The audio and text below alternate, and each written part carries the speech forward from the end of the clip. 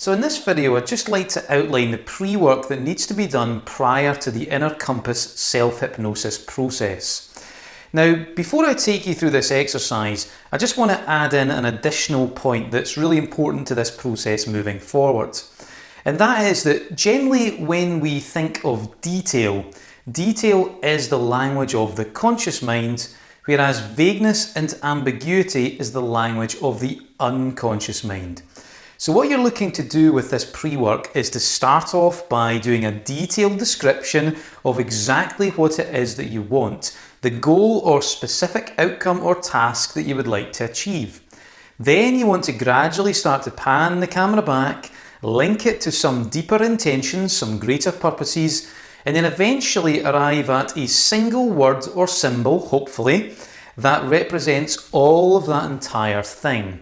And then when you go into your piece of hypnosis, you then focus on that single words.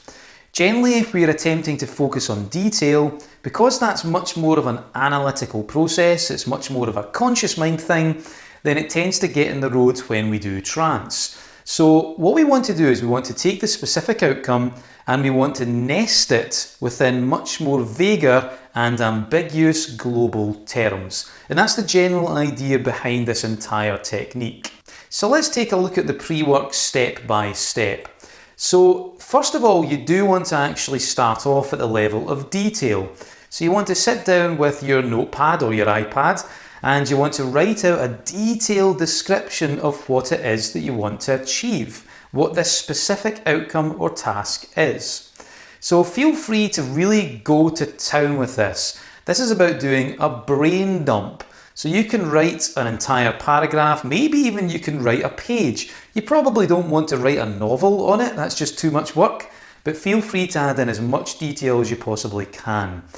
Now, just to help you along with this, a useful thing to do is to almost like project yourself off into the future and then imagine that you've already achieved this particular outcome. And then just write down a sensory-rich, detailed description of what you see, hear, feel, taste, touch and smell when you've achieved this particular goal, when you've achieved this particular outcome. Then, once you've come up with your detailed description, you're then looking to start to link this to the deeper intentions, the greater purposes behind this specific goal, the goal behind the goal. So you want to then ask yourself the questions that we spoke about in the last video. Again, if you go to the additional resources and download this exercise, you'll see the whole thing laid out in full. So you want to just spend some time reflecting on those questions that take you from the detail, from the outcome, and then start to join the dots to link that outcome to this greater purpose or those greater purposes. You'll probably find more than one. And feel free to pan the camera back as much as you possibly can until you reach some really powerful, semantically packed words like love or connection or fulfillment. And the great thing is they won't just be airy-fairy esoteric words that exist in the ethos somewhere, but they will actually be linked to your specific goals, your specific outcomes. So once you have asked those questions, you then want to summarize all of the work that you've done. So you want to just ask yourself, if I look at all of those things, the goals, the intentions, the greater purposes, if I was to summarize all of that into a single sentence that would encapsulate all of what I want there, what would that single sentence be? Then, and this can sometimes be the tricky part, you then want to summarize even further.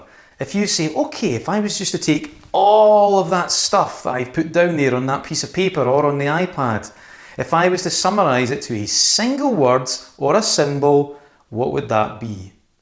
Now, please don't agonize over this. Just pick something that you think just encapsulates all of that. And you can play about with different descriptions, you can play about with different words and symbols too. Just go with it, explore it, and see where it takes you. So once you have written down, once you have your single word, you do of course write it down on a piece of paper, because you're going to be using this piece of paper and this word for the self-hypnosis trance experience. And that's pretty much it for the pre-work. Now this should take you a fair amount of time. It could take you 15-20 minutes, just depending on how you go with it. But I think the key thing you want to take away from this is what you're effectively doing is you're nesting your outcomes. What you have is your lovely little specific goal in the middle here, but it's packaged within your intentions. And all of this is packaged within that one single word. So that one single word now has incredible power because it's not just one single word, it's representative of all of the stuff within. And this is a really great way to package our outcomes, a great way to package our goals. So if you can go to the additional resources and download the exercise in full, spend some time with this, really explore it in some depth. Like I've said before, you want to do all the work that you need to do beforehand so that the entire trance process runs smoothly. So once you've had a chance to play about with that, to explore, to do the pre-work, head over to the next video and I'll lay out the inner compass process in full. So I'll see you shortly in the next video.